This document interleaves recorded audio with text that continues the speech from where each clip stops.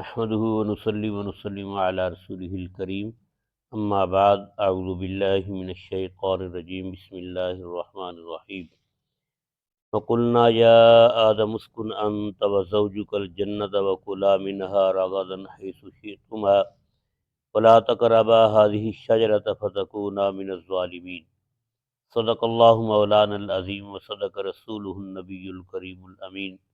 ونحن على ذلك لمن الشاہدین والشاکرین والحمد للہ رب العالمین۔ پھر نہایت ہی محترم مکرم معزز دوستو، السلام علیکم ورحمۃ اللہ وبرکاتہ۔ آج میں نے آپ کے سامنے سورہ بقرہ کی آیت نمبر 35 تلاوت کی ہے۔ اللہ رب العزت نے اس آیت کے اندر سیدنا آدم علیہ السلام کا واقعہ بیان فرمایا ہے، جیسے کہ پیچھے سے سیدنا آدم علیہ السلام کا واقعہ ان آیات میں چل رہا ہے، اس آیت کے اندر بھی سیدنا آدم علیہ السلام کا تذکرہ ہے کہ جب اللہ رب العزت نے آدم علیہ السلام کو پیدا فرمایا،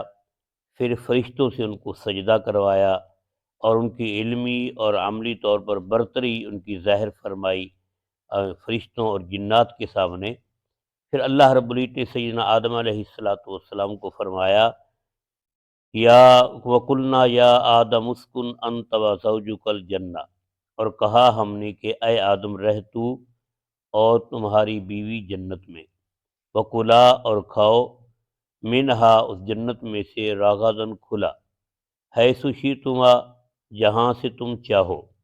ولا تقربا اور نہ قریب آنا، ہذہ الشجرۃ اس درخت کے، فتکونا من الظالمین تو ہو جاؤ گے تم ظالموں میں سے۔ تو اللہ رب العزت نے سیدنا آدم علیہ السلام کا مسکن جنت کو بنایا۔ یہ سیدنا آدم علیہ السلام کی فضیلت اور ان کا یہ مقام اللہ رب العزت نے ظاہر فرمایا کہ ان کا مسکن شروع سے ہی اللہ رب العزت نے جنت قرار دیا، اور فرمایا حضرت آدم علیہ السلام سے اسکن انتا رہو تم بھی، وزوجکا اور آپ کی بیوی بھی جنت میں، وکلا منہا اور کھاؤ اس سے، راغدن کھلا، یعنی کہ جہاں سے چاہو، تمہیں کوئی رکاوٹ نہیں، جس درخت کا چاہے پھل کھاؤ، جہاں سے چاہو تم جو ہے پھل توڑ لو، یا جس سائے میں چاہو مرضی پھرو، یا جنت کے جس مقام پر جانا چاہو، تمہیں کسی قسم کی کوئی رکاوٹ نہیں، رہنے کے لیے جس محل میں مرضی رہو، کھانے کے لیے جس درخت کا مرضی پھل کھاؤ، کوئی کسی قسم کی رکاوٹ نہیں تھی۔ حیث شئتما اللہ رب العزت نے فرما دیا کہ جہاں تم چاہو، لیکن ساتھ ہی فرمایا ولا تقربا هذه الشجرہ، اور نہ قریب آنا تم دونوں اس درخت کے۔ یہ درخت کون سا تھا؟ اس کی وضاحت نہ قرآن پاک کے اندر ہے اور نہ ہی کسی حدیث پاک کے اندر ہے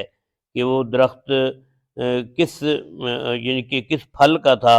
عموماً لوگ یہ بیان کرتے ہیں کہ یہ گندم کا درخت تھا یا گندم کا دانہ تھا، لیکن اس کی وضاحت قرآن اور احادیث کے اندر موجود نہیں کہ یہ واقعتاً گندم کا ہی دانہ تھا یا گندم کا ہی درخت تھا۔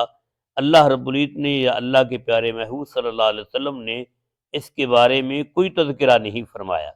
اس لیے یہ تعین کرنا یا یقیناً یہ بیان کرنا کہ یہ گندم کا ہی درخت تھا تو یہ بات غلط ہے۔ اللہ رب العزت نے عموماً فرمایا کہ ولا تقربا هذه الشجرہ، اس درخت کے قریب نہیں آنا۔ یہ کیوں حکم فرمایا؟ یہ اللہ رب العزت کی اپنی حکمت ہے، اللہ جو چاہے کہ حکم نازل فرمائے، جیسے کہ اللہ رب العزت نے دنیا کے اندر زیادہ تر جانوروں کو حلال قرار دیا، لیکن بعض جانوروں کو ہمارے لیے حرام کر دیا۔ اسی طرح اللہ رب العزت نے زیادہ تر رشتوں کو حلال رکھا، لیکن بعض محرم رشتے ہیں جن کے ساتھ نکاح نہیں ہو سکتا۔ اسی طرح اللہ رب العزت نے بعض چیزیں ہمارے لیے حلال کی اور بعض چیزیں اللہ رب العزت نے ہمارے لیے حرام فرما دی، تو یہ اللہ رب العزت کا حکم ہے، جو چاہے وہ نازل فرمائے۔ اسی طرح اللہ رب العزت نے سیدنا آدم علیہ السلام سے فرمایا کہ باقی جنت میں سے جہاں سے چاہو کھاؤ،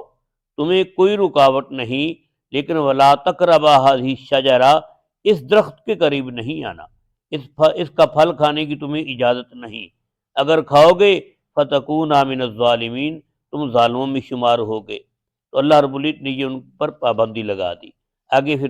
واقعہ اگلی آیات کے اندر چل رہا ہے۔ دعا ہے کہ اللہ رب العزت ہمیں اب اپنے تمام تر احکامات کی صحیح طرح پاسداری کرنے کی توفیق نصیب فرمائے، آمین۔